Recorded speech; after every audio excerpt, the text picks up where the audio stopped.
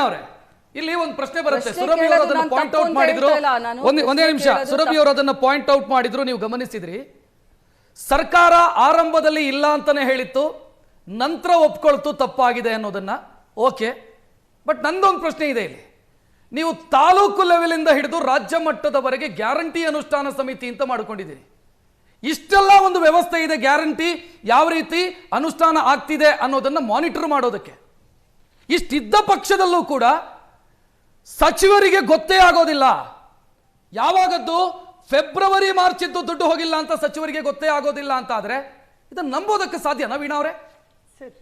ಬಂದೆ ನೋಡಿ, ಇವಾಗಲೇ ಗ್ಯಾರಂಟಿ ಸಮಿತಿ ಏನಿದೆ, ಅನುಷ್ಠಾನ ಯೋಜನೆ ಸಮಿತಿ ಕರೆಕ್ಟ್ ಆಗಿ ಕೆಲಸ ಮಾಡ್ತಾ ಇದೆ. ಮಾನ್ಯ ಹಿರಿಯರಾದಂಥ ಎಚ್ ಎಂ ರೇವಣ್ಣ ಸರ್ ಅವರಿಗೆ ಅಧ್ಯಕ್ಷರಾಗಿರೋದ್ರಿಂದ ಎಲ್ಲವೂ ಸಮರ್ಪಕವಾಗಿ ನಿಭಾಯಿಸ್ತಾ ಇದ್ದಾರೆ. ಎಲ್ಲದೂ ಮಾಧ್ಯಮದ ಮುಂದೆ ಇಡಬೇಕು ಅಂತ ಏನಿಲ್ಲ, ಎಲ್ಲದೂ ಚರ್ಚೆ ಮಾಧ್ಯಮದ ಮುಂದೆ ಗ್ಯಾರಂಟಿ ಅನುಷ್ಠಾನ ಸಮಿತಿ ನಿಮ್ಮ ಕಾರ್ಯಕರ್ತರಿಗೆ ವ್ಯವಸ್ಥೆ ಮಾಡಿಕೊಟ್ಟಂಗಾಗಿದೆ. ಇಲ್ಲ ಅಂತಂದ್ರೆ ಜನರಿಗೆ ಸಮಸ್ಯೆ ಆಗಿದೆ ಅಂತ ಗೊತ್ತಾಗಬೇಕಿತ್ತಲ್ಲ, ಜನರಿಗೆ ದುಡ್ಡು ಬಂದಿಲ್ಲ ಅನ್ನೋದು ಗೊತ್ತಾಗಿರ್ಬೇಕಿತ್ತಲ್ಲ. ನೋಡಿ, ಜನರಿಗೆ ಸಮಸ್ಯೆ ನೀವ್ ಹೇಳ್ತಾ ಇದ್ದೀರಾ, ಜನರಿಗೆ ಸಮಸ್ಯೆ ಆದ್ರೆ ಗೊತ್ತಾಗ್ಬೇಕಾಗಿತ್ತು ಅಂತ. ನಾನು ಹೇಳ್ತಾ ಇದ್ದೀನಿ, ಎಷ್ಟು ಜನ ಇವಾಗ ಮಾಹಿತಿ ತಪ್ಪಾಗಿದೆ ಅಂತ ಹೇಳಿದ್ಮೇಲೆ ಎಷ್ಟು ಜನ ಮಹಿಳೆಯರು ಇದ್ರ ಬಗ್ಗೆ ಪ್ರೊಟೆಸ್ಟ್ ಮಾಡಿದ್ದಾರೆ ಹೇಳಿ. ಇದೆಲ್ಲ ತಪ್ಪು, ಅವ್ರಿಗೆ ದುಡ್ಡೇ ತಲುಪ್ತಾ ಇಲ್ಲ ಅಂತಂದ್ರೆ ದೊಡ್ಡದಂತ ಆಂದೋಲನ. ಇದು ಯಾಕಾಗಿದೆ ಗೊತ್ತಾ? ನೀವು ಫೆಬ್ರವರಿ ಮಾರ್ಚ್ ಇದು ಕೊಟ್ಟಿಲ್ಲ, ಆನಂತರ ಏಪ್ರಿಲ್ ಇದು ಕೊಟ್ಟಿದ್ದೀರಿ, ಮೇದು ಕೊಟ್ಟಿದ್ದೀರಿ, ಜೂನ್ ಕೊಟ್ಟಿದ್ದೀರಿ, ಆಗಸ್ಟ್ ಕೊಟ್ಟಿದ್ದೀರಿ.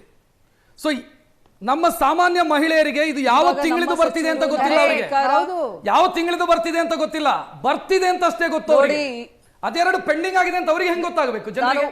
ನಾನು ಒಂದೇ ಮಾತು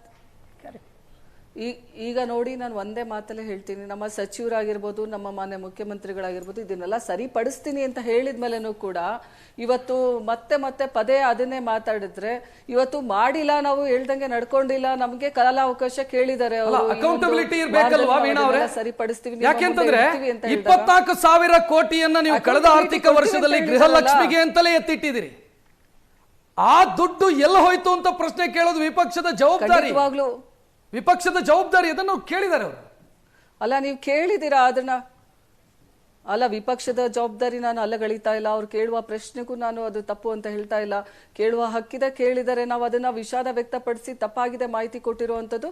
ನಾವೆಲ್ಲ ಮಾಹಿತಿಯನ್ನ ಕಲೆ ಹಾಕಿ ನಾವು ನಿಮ್ಮ ಮುಂದೆ ಇಡ್ತೀವಿ, ನಾವು ನಿಮ್ಗೆ ಅದರ ಮಾಹಿತಿಯನ್ನ ಇನ್ನೊಂದು ವಾರದಲ್ಲೇ ಕೊಡ್ತೀವಿ ಅಂತ ಹೇಳಿದಾಗ, ಇದು ಮತ್ತೆ ಪದೇ ಅದನ್ನ ಟ್ರಿಕ್ ಮಾಡೋದು ಯಾವ ರೀತಿ ಸರಿ ಅಂತ ಹೇಳ್ತಾ ಇರೋದು. ಯಾಕಂತಂದ್ರೆ ಲಾಡ್ಕಿ ಬೆಹೆನ್, ನಾವು ಮಹಾರಾಷ್ಟ್ರ ಒಂದು ಎಲೆಕ್ಷನ್ ಅನ್ನ ಫೇಸ್ ಮಾಡ್ಬೇಕಾದ್ರೆ ನಾನು ಕೂಡ ಅಲ್ಲ ಅಬ್ಸರ್ವರ್ ಆಗಿ ಕೆಲಸ ಮಾಡಿದ್ದೆ. 2-3 ತಿಂಗಳು ಅಲ್ಲೂ ದುಡ್ಡು ಬಂದಿರ್ಲಿಲ್ಲ. ಅವ್ರು ಕೊಡ್ತೀವಿ ಅಂತಾನೆ ಹೇಳಿದ್ರು. ಈ ತರ ಸುಳ್ಳು ಭರವಸೆ ಮೇಲೆನೆ ಎಲೆಕ್ಷನ್ ಮುಂದೆ ದುಡ್ಡು ಹಾಕ್ಬಿಟ್ಟು ಆರ್ಥಿಕ ವರ್ಷದ್ದು ಈ ಆರ್ಥಿಕ ವರ್ಷದವರೆಗೂ ಕೂಡ ಪೆಂಡಿಂಗ್ ಇಡಬಾರದು ವೀಣಾ ಅವರೇ. ಅದು ಆರ್ಥಿಕತೆಯ ವಿಚಾರದಲ್ಲಿ ತಪ್ಪು ನಿರ್ಧಾರ. ನೀವು ಕಳೆದ ವರ್ಷದನ್ನ ಈ ವರ್ಷನೂ ಪೆಂಡಿಂಗ್ ಇಟ್ಟು ವಿಪಕ್ಷದವರು ಪ್ರಸ್ತಾಪ ಮಾಡಿ ಗೊತ್ತಾಗತ್ತೆ ಅಂತಂದ್ರೆ ನೀವು ಸರ್ಕಾರದ ಆಡಳಿತ ಯಾವ ಹಂತದಲ್ಲಿದೆ ಅನ್ನೋ ಪ್ರಶ್ನೆ ಬರುತ್ತೆ.